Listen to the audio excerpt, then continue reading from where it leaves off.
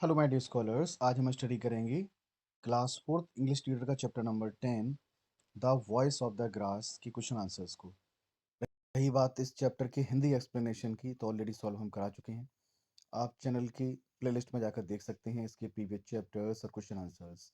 Class 1 से लेकर class 5 तक English reader Varthaman canvas publication का मैंने सारा सोल्यूशन प्रोवाइड कराया है।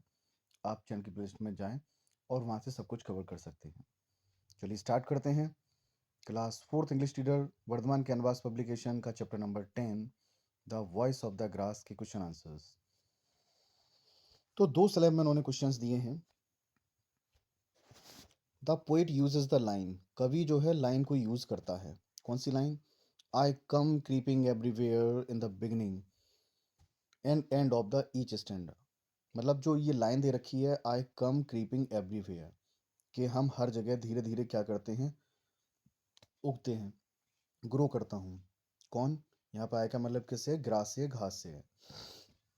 तो ये लाइन जो है बिगनिंग, पोएम की बिगनिंग में भी दी है, and and of the each stanza, और हर स्टैंजा के अंत में ये लाइन दी गई है। तो इसी से क्वेश्चन पूछा है इन्होंने कि why does he uses the line so often. तो कवि जो है इस लाइन का प्रयोग बार बार क्यों करता है? Answer, he uses the line, वह लाइन का प्रयोग करता है, सो ऑफन, प्राय करता है, बिकॉज क्योंकि, the grass creeps on the ground, क्योंकि घास जो है क्या होती है, वो ग्राउंड पर उगती है, धीरे धीरे उगती है और हर जगह उग रही है। तो अलग अलग जगह के बारे में वर्णन किया है उसने। What is so special about how the grass grows, क्या चीज विशेष है उसके बारे में कि घास कैसे उगती है।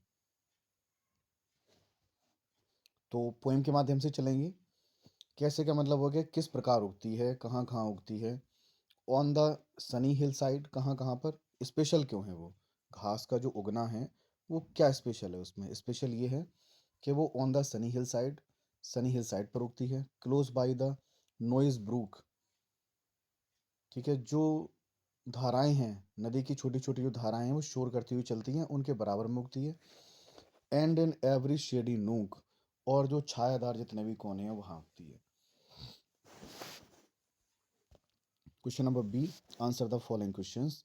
Where does the grass grow, घास कहाँ उगती है।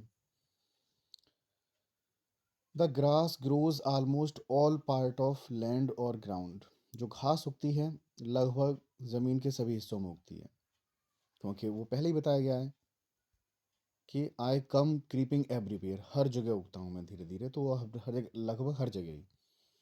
अगर इसको हम थोड़ा डिटेल में लेके चलते हैं तो बहुत बड़ा आंसर हो जाएगा, क्यों पूरी पोएम में यही बताया गया है कि घास कहाँ कहाँ उगती है।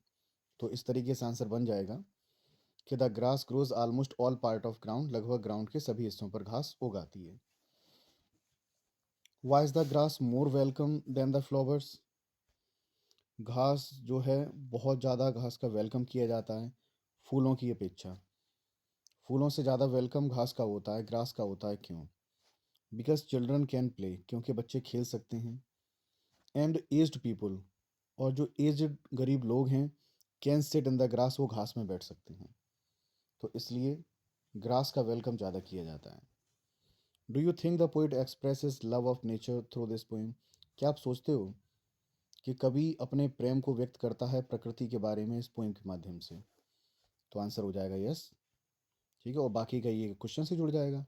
The poet express his love of nature through this poem, कि हाँ, कवि जो है प्रकृति के प्रति प्रेम को इस कविता के माध्यम से व्यक्त करता है।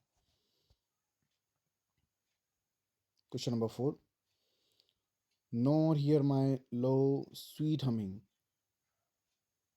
कि कोई नहीं सुन सकता है, ठीक है, मेरी जो प्यारी हमिंग है, गुनगुनाने की आवाज़ है, वो कोई नहीं सुन सकता है। Does the grass seem to merry person, क्या घास जो है एक प्रसन्न व्यक्ति प्रतीत होती है। हमिंग अ ट्यून, जो कि एक ट्यून में क्या कर रही है, गीत को गुनगुना रही है। इन दिस लाइन्स, इस लाइन में।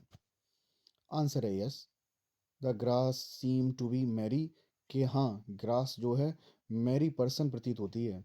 हमिंग अ ट्यून, एक ट्यून गा रही है, वो गुनगुना रही है, ट्यून एक धुन को गुनगुना रही है, और इतनी मस्त धुन को गुनगुना रही है कि आप सुन नहीं सकते हैं उसकी गुनगुनाहट को। Pick out the rhyming words in the poem. Poem में जो राइमिंग वर्ड्स हैं वो कौन कौन से प्रयोग में लाए गए हैं? तो राइमिंग वर्ड्स हैं roadside, hillside, brook, nook, coming, humming, light, night. तो ये थे क्वेश्चन आंसर्स। आई होप आपको ये समझ में आए होंगे।